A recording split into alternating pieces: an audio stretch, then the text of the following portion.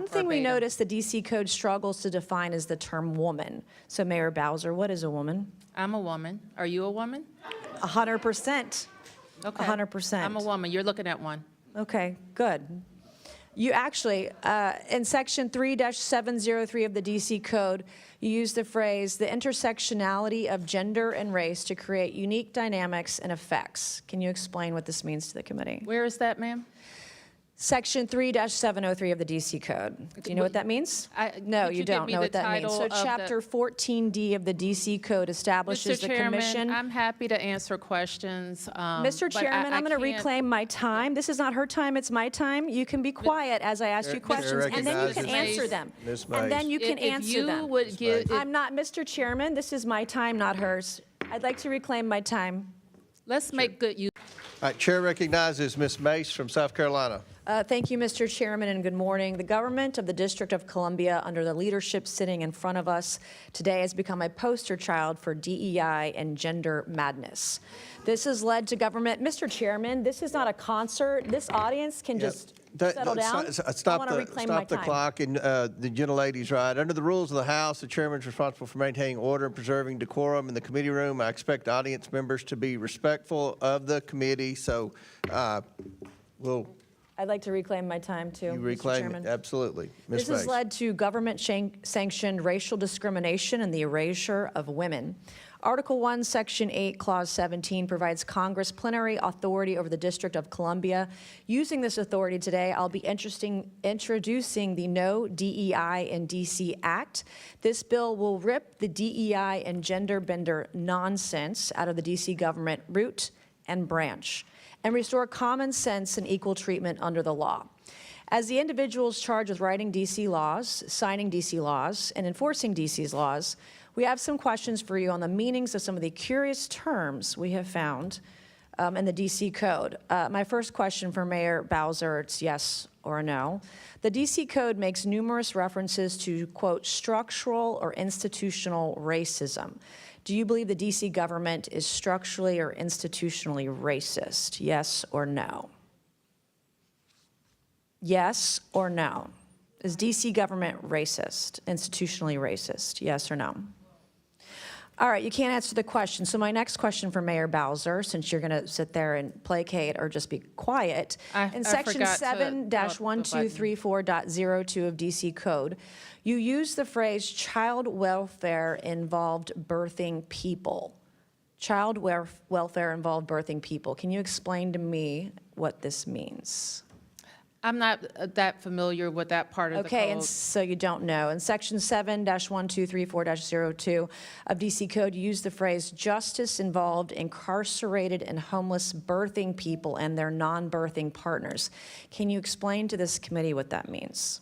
Again, I would have to see the whole section. You don't know. You're literally the mayor of D.C. and you don't know your own code of laws. Well, I don't know them. All right, one thing we noticed the D.C. Code struggles to define is the term woman. So Mayor Bowser, what is a woman? I'm a woman. Are you a woman? 100%. Okay. 100%. I'm a woman. You're looking at one. Okay, good. You actually, in Section 3-703 of the D.C. Code, you use the phrase, the intersectionality of gender and race to create unique dynamics and effects. Can you explain what this means to the committee? Where is that, ma'am? Section 3-703 of the D.C. Code. Do you know what that means?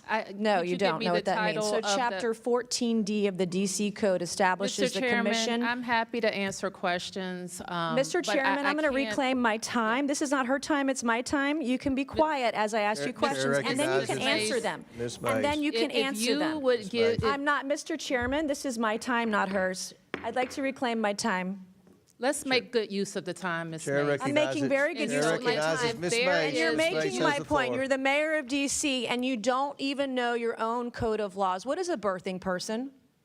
I would assume it's someone who gives birth. All right. Why don't you use, are these women, are these moms? You think it's appropriate to call them birthing person? Can a man birth a person? Well, that's what I would call it, but I don't write all the laws, and I'm not familiar with every section. Can men get pregnant? No. Can men become women? Can a man become a woman? Yeah. Can a man become a woman? Miss yes Mace, or no? Can a man become a woman? Yes or no? Miss Mace. I'm not here Okay, to my talk next about that. question, Chapter 14D of the DC Code establishes the Commission on Reparations and a reparations fund to provide eligible African Americans monetary reparations or other forms of redress. Is it the position of DC government benefits should be provided to individuals on the basis of race? I believe that the legislation requires a study. Okay, I'm asking you, is it the position of the DC government that government benefits should be provided on the basis of race? If you're is the referring to question. that legislation, I believe it requires a study. Okay, I'm asking you a question. Do you believe that government benefits should be given out on the basis of race? That is the question. This is the third time I'm asking. We have any number of benefits programs, and eligibility is Okay. established. You're not answering per- any of these per program. questions. I'll give it to you. You're slick. In Section 2-1383 of the DC Code, you use the phrase social value of the LGBTQ community business economy to the district. Can you explain what this means to the committee? It means that LGBT businesses provide economic benefit to the district's economy. Do you think all businesses provide economic benefit to the DC economy? They should, or they would be out of business. Yeah, of course. All right, thank you, Mr. Chairman. I yield back. Thank you. Chair recognizes. All right, everyone, settle in and brace yourselves because we are dropping directly into the blast radius of a hyper-contentious House Oversight Committee hearing. What you are looking at here is not a routine, boring legislative check-in on city municipal bonds or infrastructure maintenance. This is a full-throttle, un-sanitized ideological collision occurring right here in May of 2026. This transcript gives us a front-row seat to the intense friction between federal oversight power and local municipal governance, turning a city's legal code into a literal ideological war zone. To grasp the massive political current running through this room, you have to look at the two distinct profiles of the women locking horns. On one side of the dais, you have Representative Nancy Mace of South Carolina. Mace is a sharp, media-savvy conservative firebrand who excels at leveraging congressional hearings to generate viral, high-impact moments that target progressive policy. She approaches this hearing not as a collaborative lawmaker, but as an aggressive prosecutor carrying out a political autopsy. On the other side, at the witness table, sits Washington, D.C. Mayor Muriel Bowser, a veteran, pragmatic, progressive executive who has run the nation's capital for over a decade. Bowser is deeply accustomed to defending the district from congressional Republicans who use the city as a political punching bag. This is a textbook clash between federal legislative dominance and local executive authority. Let's tear down the opening chess moves of this interaction, because Mace sets the stage by leaning heavily into populist culture war rhetoric. Before she even asks a single question, she labels the D.C. government under Bowser's leadership as the poster child for DEI and gender madness. She even has to pause her clock right at the start because the audience in the hearing room begins murmuring so loudly that the chairman has to step in to enforce decorum. Once she gets her time back, Mace invokes Article 1, Section 8, Clause 17 of the Constitution, which gives Congress absolute, plenary legislative authority over the District of Columbia. To exercise that power, she announces she is introducing the No DI in D.C. Act, a bill designed to rip what she calls gender-bender nonsense out of the city government root and branch.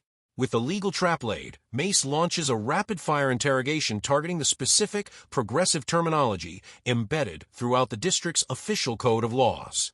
Her first diagnostic test is a yes or no trap on structural racism. Do you believe the D.C. government is structurally or institutionally racist? When Bowser hesitates and chooses silence over soundbite, Mace instantly switches gears to go after gender-neutral language.